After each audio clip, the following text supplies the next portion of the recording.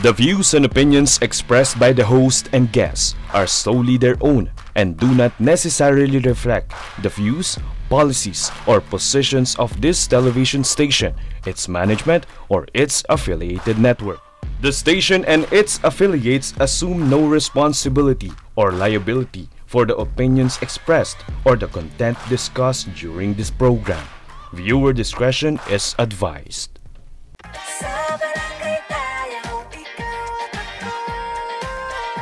Nagbibigay ng aral sa mga kagawad at kapitan. Sa Barangay Tayo. Welcome back mga kabarangay, at kagaya nga po ng sinabi natin kanina sa ating pong third segment ay pag-uusapan po natin ito pong Unified No Parking Scheme. Dahil mga kabarangay, ang update po mula po kay DILG Secretary John Vic Remulla, ang Metro Manila po or Metro Manila LCEs will implement the Unified No Parking Policy by September 1. Department of the Interior and Local Government or DILG Secretary John Vic Remulla urged local chief executives or LCEs in Metro Manila to come up with a unified no parking scheme by September 1 nga po mga kabarangay as part of an ongoing initiative to improve urban livability. Ayun po, ang unang-una po nating katanungan dyan, syempre dahil nga po ito pong September 1, ilang weeks na lamang po ay magsisimula na po itong implementation na to. Kap, bilang isa po ito sa mga tinututukan nyo rin po sa inyo pong barangay, gaano po ba kahirap mag-implement ng ganito pong klase ng policy? Okay, mahirap po kung ako ang tatanungin. Pero kasi ang lagi kong sinasabi sa mga tao ay kung bakit kailangan gawin. So yung whys. So I give them the whys, mga bakit, at yung mga katanungan. Yung sa amin po kasi ay complete.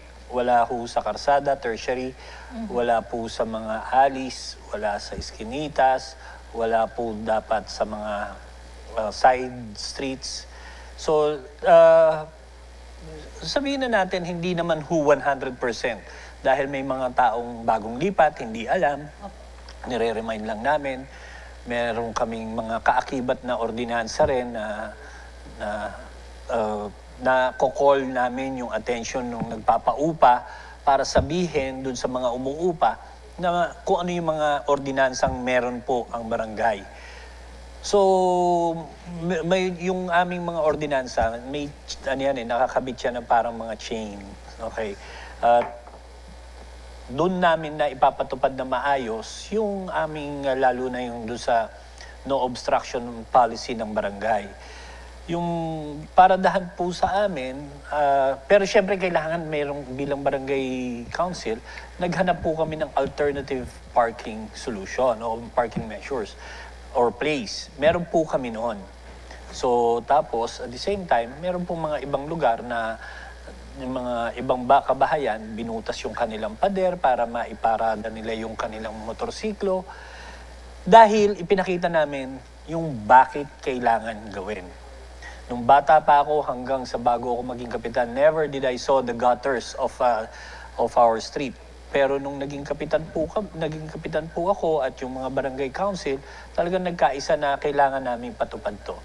Wala pong sumasalo na barangay council sa mga natotow o na bibigyan ng parking ng obstruction OVRs, okay? Wala pong wala pong ganon, hindi namin ginagamit sa politika. At the same time, talagang kailangan matibay ang political will ng barangay. 'Yun. So, yan naman ay nagagawa yan kapag ang tao at yung mga nakaupo ay nagkakaisa. Pag hindi SK Mine nagkakaisa at talagang mataas ang politika sa barangay, mahirap pong ipatupad dyan. Okay? At talagang may mga hindi na, accepted na yun. Merong hindi boboto sa atin dahil pinatupad natin yan. So you just have to accept na hindi lahat mapiplease mo eh. And at the same time, lagi ko sinasabi sa mga tiga-namayan, mas marami pa rin ang naglalakad o gumagamit ng jeep, e-trike, tricycle, kesa sa nakakotse. So mas marami pa rin na matutuwa Yun naman ang lagi namin din sinasabi. Pero syempre, kailangan may constant reminder, hindi ka nagniningas kugon lang, kailangan yung mga tanod mo, kinakausap mo, paikutin, kausapin, bawal pumarada rito, lipat nyo ng paradahan, na private, ganun. Constant dapat yung ginagawa mo. Consistent. Tama. Yun. Maraming salamat po dun, Kap. Linawin lamang po natin sa mga kabarangay natin, Kap, yung implications po nito, ano? Kung magkakaroon po tayo ng Unified No Parking Scheme, ito po yung magkakaroon na ng strict implementation ng designated parking areas and then po ang ating mga no parking zones, especially yung mga public streets po na nakakaapekto sa traffic. Kap, meron po bang bilang yung barangay po talaga nasa harapan po netong gantong policy sa pag-i-implement, pero may coordination din po ito sa city. Kamusta po yung proseso? Yun, babalik lang po ako doon sa ordinansa. Ang city meron ng ordinance na yung anti-obstruction ordinance. Meron na po yan eh. I-implement mo na lang. Pero tapos merong omnibus traffic code ang city. Okay. Siyempre, naka-general yung prinsipyo ng batas o ordinansa ng city. Gumawa kami ng sarili namin na specifics, yung detalyado sa mga bawat streets. Kasi may street o alleys na private, merong mga eskinitang private, hindi mo pwedeng galawin yon. So, pero kakausapin mo sila, o ganito ang kailangan naka one side lang kayo, o kaya kailangan meron kayong lugar dyan na pwedeng ilipat nyo yung mga motorsiklo nyo, gano'n. Kailangan lang, pag may wag ho resolusyon. Maniwala kayo sa akin. Ako na po nagsasabi sa si Kags Butch at si SK Mai. Hindi po, ang resolution po kasi urging lang or URGING. Urging lang po. Hindi po ito pwede magpataw ng batas, ng parusa, penalty, or magbawal. We just urge. So kung gagawa kayo, ordinansa po.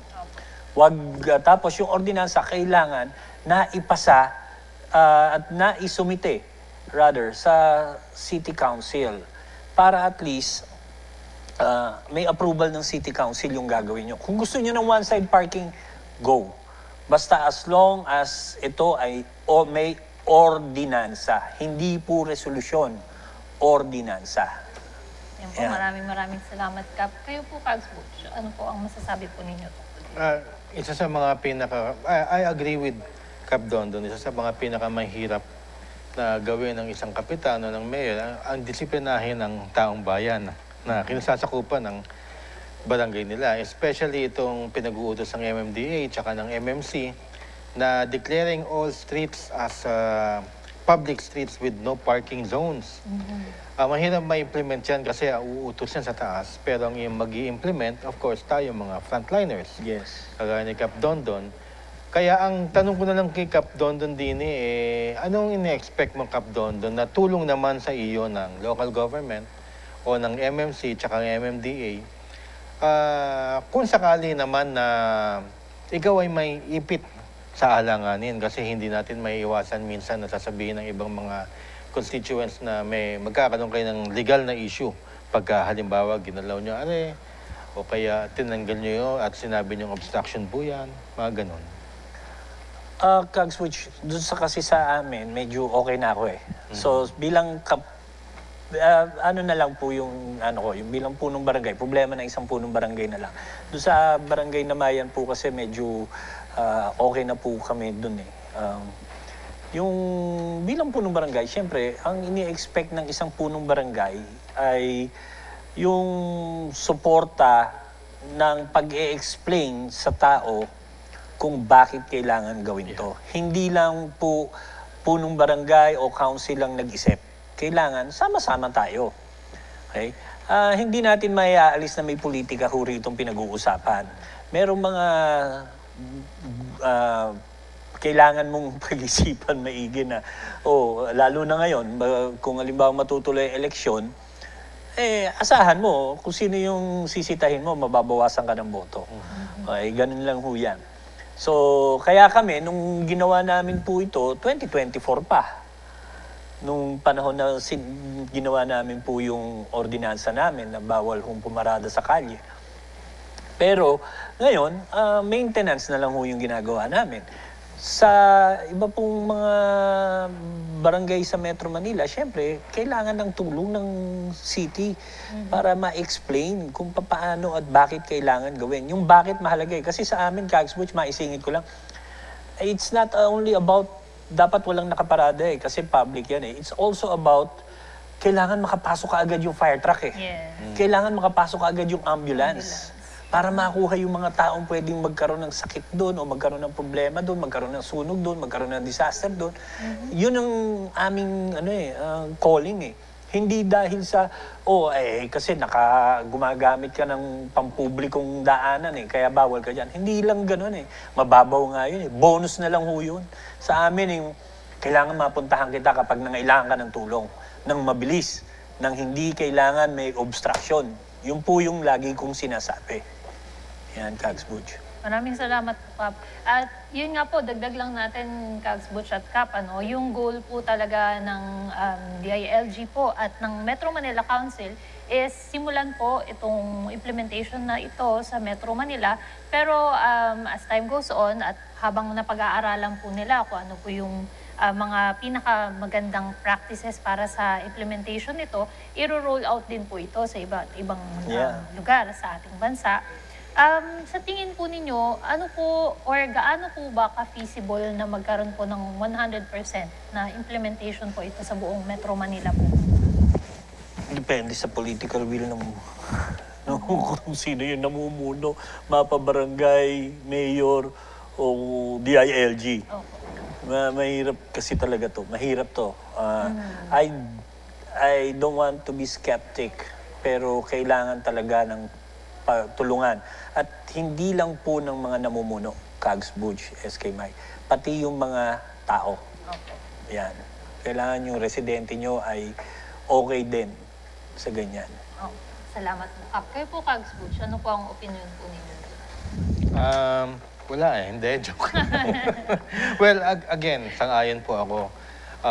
In the end, yung disiplina ng tao ang nakataya dyan sapagkat hindi naman kinakailangan din dapat magkaroon na ng ganitong klaseng ordinansa o implementation kung madisiplina na talaga to start with ang taong bayan. Marami nagsasabi na, well, kagaya sa amin, yung mga grahe na dapat pinaparka ng mga kotse, ginawa ng extra room. Ginawa ng lagayan ng ping-pong table o kung ano-ano. Dahil pwede naman po sa labas naman po. Pwede. Ganun na nangyayari. Kaya, nagkakaganto tayo. Tama si Kap, it's a matter of zoning tsaka discipline. And I hope sana, matagal na kasi yan, Kap eh. Ito pinag-uusapan natin nga rin, matagal ng problema dito sa Metro Manila and it's getting worse. Pero we hope the government, sa kanilang proclamation na ganitong gagawin, hopefully kahit ma-minimize man lang yung ganitong klaseng problema. Kasi, Kags Butch, naiintindihan ko rin kasi yung mga mamamayan at mga mahirap, kailangan mo balansin dahil meron ding businesses eh. Meron ding mga tao talaga na katulad ng mga Grab. Pero supposedly kasi, di ba, merong batas na kapag bumili ka sa sakyan, may garahe ka. Pero mahirap talagang ipatupad eh. Financial ang pinag-uusapan din. Opo livelihood ng tao eh. Yung mga TMBS, siyempre, doon lang kumukuha, tapos gagawa pa ng pardahan o garahe. O kaya, uupa pa. Talaga mahirap. Damay-damay na rin yan. Yes, yung pag-rent. Pangalawa, yung businesses. Declare ng city ng business zones ng commercial area eh. So, usually subdivision, declare hindi naman din built ang subdivision na maging commercial area. So, wala kang parking spaces pag nagpagawa ng mga spa, paggawa ng kainan, restaurant. Tama. Sa amin, yan ang nagiging problema. Kakadeclare ng commercial area ng isang, halimbawa, isang buong avenue, ganun na nga nangyayari, congested. So, kaya may zoning Kaya nga yung zoning talaga. Zoning mahalaga eh. Alam nyo, ako naging chairman ng Committee on Zoning sa barangay. Ang plano ko talaga noon, lahat ng construction business sa dulo. And then tatanggalan ng lisensya. And then lahat ng mga food, na spa, lahat ng mga para sa tao, sa mga kapitbahay, nandun sa main. Pero yung construction na puro mga truck, sa dulo para hindi kami na-istorbo. Yun ang plano ko. Alam mo nangyari? Ano po? Natanggal yung committee sa akin. mahirap mag-implement, sa totoo lang. Kasi ang zoning talaga, lahat masasagasaan mo. May zoning yun lang, SK Mai, Kags Butch, kapag pinatupad po ito, talagang kailangan wala kang tinititigan sa tinitignan. Yung para sa lahat. What's good for the gander is good for the goose. Dapat ganon. Yun. Maraming salamat po, Kap at Kags Butch.